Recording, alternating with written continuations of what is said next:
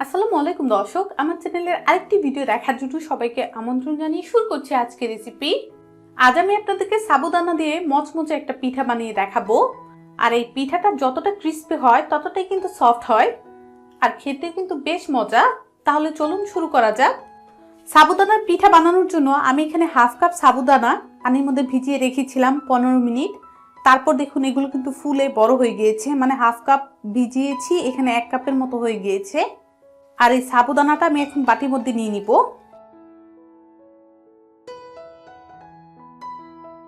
তারপর আমি এখানে হাফ কাপ পরিমাণ ময়দা দিয়ে দিব। ময়দাটা দিলে কিন্তু অনেকক্ষণ পর্যন্ত পিঠাটা সফট থাকবে। দিয়ে দিচ্ছি 1 টেবিল চামচ কর্নফ্লাওয়ার। এটা যদি আপনাদের কাছে না থাকে সেক্ষেত্রে কিন্তু আপনারা চালের গুঁড়া দিয়ে দিতে পারবেন। দিয়ে দেবো 1/4 কাপ ফ্রেশ নারকেল কুড়ানো। 1/4 কাপ চিনি দিয়ে দিচ্ছি, দিয়ে দিলাম।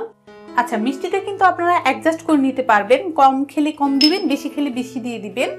একটা ডিম ভেঙে দিয়ে দিচ্ছি, ডিমটাও দিয়ে দিলাম। হাত দিয়ে আমি সবকিছু একটু মিশিয়ে নিব।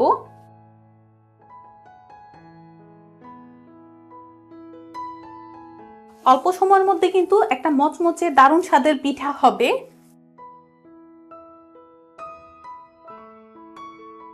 পিঠার জন্য ব্যাটারটা কিন্তু এরকম নরম হবে। আর সবকিছু কিন্তু আমি ভালো করে মাখিয়ে নিয়েছি। এখন দিয়ে দেবো 1/4 চা চামচ বেকিং পাউডার। বেকিং পাউডারটা দেওয়ার পরেও আমি হাত দিয়ে আবারও এটাকে মিশিয়ে নিচ্ছি। মিশিয়ে নিলাম। এখন আমি যা করব, পিঠাগুলো ভাজার জন্য চুলার মধ্যে আমি একটা ফ্রাই প্যান বসিয়ে তেল দিয়েছিলাম গরম হওয়ার জন্য। অল্প করে ব্যাটার দিয়ে দেখছি তেলটা গরম হয়েছে কিনা। মানে পিঠা ভাজার জন্য যে গরম দরকার আমার তেলটা গরম কিন্তু হয়ে গিয়েছে। এখন আমি পিঠা দিয়ে দিব। পিঠাটা কিন্তু বড় ছোট এটা আপনাদের পছন্দ মতো দিয়ে দিতে পারবেন। আর এই পিঠাগুলো জাস্ট পাকোড়ার মতো হাতের মধ্যে নিয়ে এভাবে দিয়ে দিলেই হবে।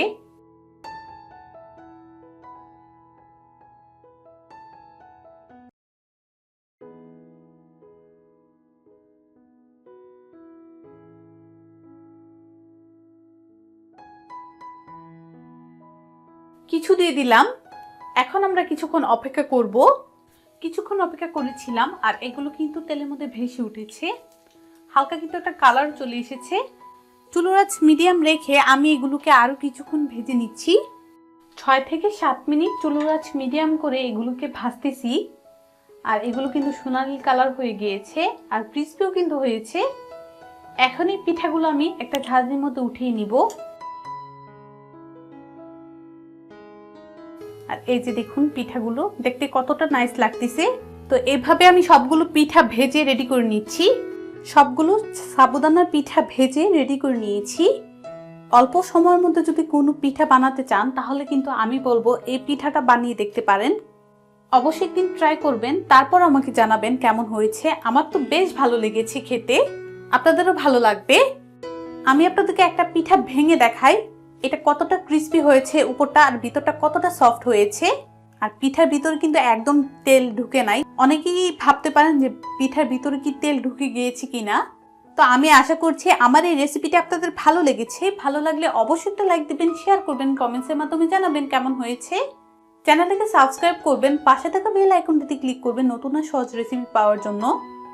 সবাই ভালো থাকবেন, সুস্থ থাকবেন। আবার কোনো নতুন রেসিপি দেখার আমন্ত্রণ জানিয়ে শেষ করছি আজকের রেসিপিটি। আল্লাহ হাফেজ।